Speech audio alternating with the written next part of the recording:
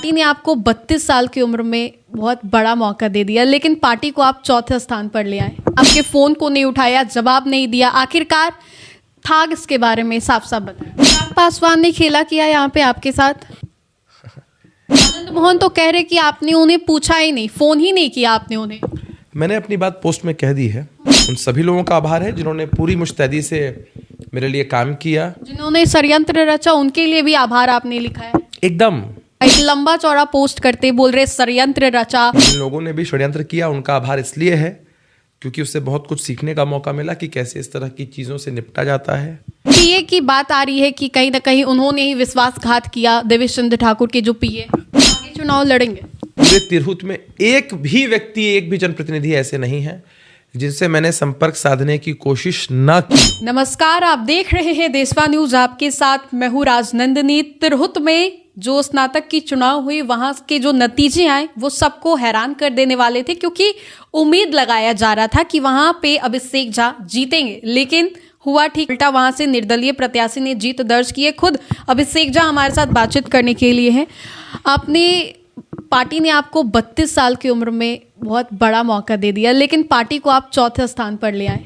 जब हम चुनाव में जाते हैं तो हर परिस्थिति के लिए और हर फैसले के लिए तैयार होना रहता है।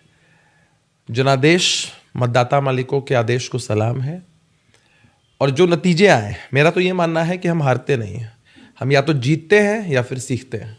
तो इस चुनाव ने मुझे बहुत कुछ सिखाया।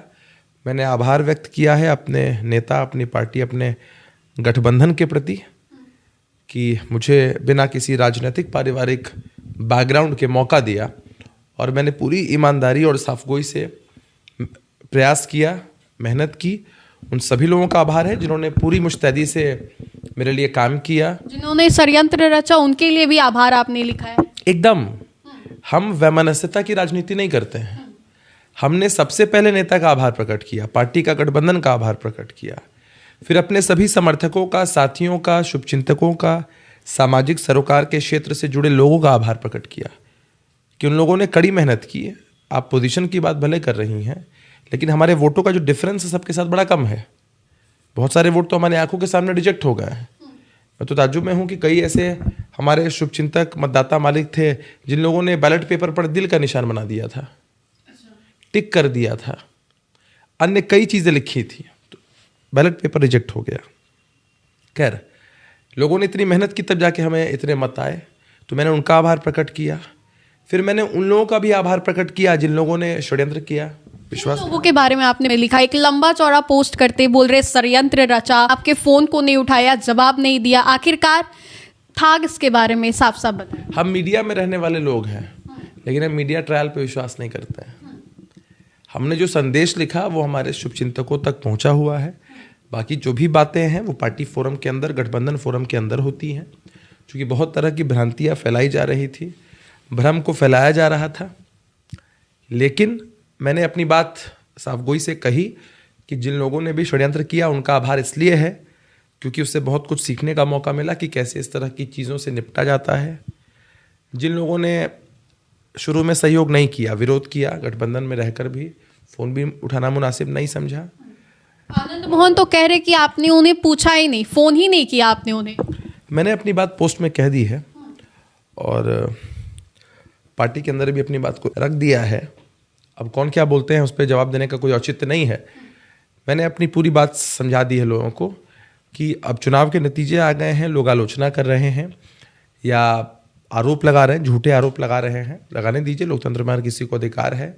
उनका आभार इसलिए है क्योंकि इस तरह की परिस्थितियों को देखकर मेरा मनोबल, मेरा संकल्प और दृढ़ हुआ है। चिराग पासवान ने खेला किया यहाँ पे आपके साथ। चिराग पासवान जी ने अपना समर्थन, अपना आशीर्वाद, अपना मंतव्य पहले ही दे दिया है। वो तो एकदम चुनाव के एक दिन पहले ही उन्होंने एक प्रेस कॉन्फ्रेंस रख दी। लगता नहीं कि देरी हो गई, कुछ दिन पहले रखते तो कुछ और फायदा होता। विश्लेषण लोग अपने अपने हिसाब से करते हैं समय को लेकर के। मेरा यही मानना है कि उनका बहुत प्रेम स्नेह मुझे पहले भी मिलता रहा है, अभी भी मिला है, आगे भी मिलेगा। हम चुनाव हारे हैं, मैंने कहा है अपने तिरहुत के सभी साथियों को, उनका आभार प्रकट करते हुए कहा है, उनके लिए एक संदेश दिया है कि हम चुनाव हारे हैं, हौसला नहीं हारे हैं। और हम जब हौसला नहीं हारते हैं, हम राजनीतिक कार्यकर्ता, हमारी ट्रेनिंग नीतीश कुमार जी के सानिध्य में हुई है। इन सब से हम सबक सीखेंगे। जहाँ गड़बड़ हुई, जहाँ विश्वासघात हुआ, जहाँ लापरवाही हुई, जहाँ जो भी चीज़ें हुई, उन सबको हम दुरुस्त करेंगे और पूरी मजबूती से आगे बढ़ेंगे। लेकिन देवेश चंद्र ठाकुर कह रहे थे कि यहाँ पे खूंटा गाड़ दिए है, और देवेश चंद्र ठाकुर का आपका पूरा समर्थन भी मिल रहा था। एकदम आदरणीय देवेश, उन्हीं के पीए की बात आ रही है कि कहीं ना कहीं उन्होंने ही विश्वासघात किया, देवेश चंद्र ठाकुर के जो पीए। आदरणीय सर का मुझे बहुत स्नेह, सम्मान, समर्थन मिला। पूरी मुस्तैदी से वो चुनाव के पूरे प्रचार में लगे रहे, डटे रहे। 22 वर्षों तक वहाँ के मतदाता मालिकों का जो स्नेह, समर्थन, आशीर्वाद है वो सर को मिला है। उनका मार्गदर्शन मुझे भी बहुत बखूबी मिला है। बहुत सारे लोग बहुत तरह की बातें कह रहे हैं, कर रहे हैं। मैंने साफ आपको कह दिया है कि जो आंतरिक बातें हैं वो आंतरिक प्लेटफॉर्म पर ही होती हैं, वो हम पार्टी के अंदर ही कहेंगे। हम मीडिया में रहने वाले लोग हैं, लेकिन हम मीडिया ट्रायल में विश्वास नहीं रखते हैं। जो बातें हैं हम सही प्लेटफॉर्म्स पर कहते आए हैं, कहेंगे भी। और चुनाव का नतीजा आया है तो ये कोई अंतिम चुनाव नहीं है या कोई अंतिम मौका नहीं है। पार्टी ने जब हम जैसे लोगों पर भरोसा किया है और इतने साथियों ने अपना स्नेह, समर्थन, आशीर्वाद दिया है, तो हम आगे बढ़ेंगे। आदरणीय देवेश सर का मार्गदर्शन मुझे चुनाव से पहले भी मिलता था, चुनाव में ज़बरदस्त तरीके से मिला, आगे भी मिलेगा।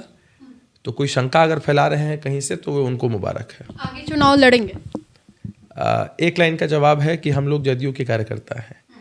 पार्टी ने बहुत जवाबदेही दी है, बहुत कुछ सिखाया है, बहुत सम्मान दिया है। पार्टी आगे जब भी जो भी मौका देगी, जो भी दायित्व पार्टी की तरफ से मिलेगा, निश्चित रूप से उसका निर्वहन करेंगे। आखिरी सवाल पूछते हैं, आखिरी बार, कि जो लंबा चौड़ा आपने पोस्ट किया, अभी पत्तों को आप नहीं खोलेंगे कि किसके बारे में था, क्योंकि आनंद मोहन को लेकर भी बातें चल रही हैं। उन्होंने तो साफ बोला कि आपने उन्हें पूछा नहीं, राजपूतों को नहीं पूछा। फिर चिराग पासवान को लेकर बातें चल रही हैं कि अंतिम दौर में उन्होंने आपके साथ प्रेस कॉन्फ्रेंस किया। एक लाइन का जवाब मैं आपको देता हूँ। आप कह रही हैं उनके बारे में, सब लोग सम्मानित हैं। शिवहर के चुनाव थे, उसमें मुझे बहुत प्रचार में घूमने का मौका मिला, लोगों से मिलने का मौका मिला। गठबंधन के हिसाब से मैंने प्रचार प्रसार किया, और पूरे तिरहुत में एक भी व्यक्ति, एक भी जनप्रतिनिधि ऐसे नहीं है जिनसे मैंने संपर्क साधने की कोशिश ना की हो, या अधिकांश लोगों से मैं मिला ना हो। तो ये बात ऐसी नहीं है कि मैंने सबसे संपर्क नहीं किया। कोई भी व्यक्ति ऐसे नहीं छूटे हैं जिनसे मैं मिला नहीं हूं या जिनसे मैंने बात करने का प्रयास। मोहन से संपर्क करने की कोशिश की आपने? मैंने सबसे संपर्क किया, सबसे बातचीत हुई मेरी। और चुनाव के बाद बहुत तरह के विश्लेषण होते हैं, होते रहने दीजिए। हमारे मन में सबके लिए सम्मान का भाव रहता है, हम लोग विचलित नहीं होते हैं। कहा ना हमने कि हम हारे नहीं, हम सीख रहे हैं, हमने सीखा है बहुत कुछ। सबके लिए हमारे मन में सम्मान का भाव है, और इसीलिए हमने सबका आभार व्यक्त किया है। किसी ने सही चीज़ सिखाई, किसी ने बुरी चीज़ सिखाई, किसी ने सचेत रहना सिखाया, किसी ने ऐसी स्थितियों से निपटने का जो हुनर है वो सिखाया है। तो ये हमारे लिए एक अच्छी और बड़ी सीख थी। बहुत बहुत शुक्रिया बातचीत करने के लिए। तो ये थे अभिषेक झा, जिनका कहना है कि इन्होंने आनंद मोहन से भी बातचीत करने की कोशिश की, लेकिन साथ ही साथ आपको बता दें तो अभी जो पोस्ट इन्होंने किया उसके बाद से बिहार की जो सियासत है काफ़ी ज़्यादा गर्मा गई है, क्योंकि कहा जा रहा है कि आनंद मोहन ने जिस तरीके से बोला है कि उन्हें पूछा नहीं गया, और भी कई तमाम मुद्दे थे। फिलहाल के लिए इस अपडेट्स में इतना ही, हम दोबारा जुड़ेंगे। धन्यवाद।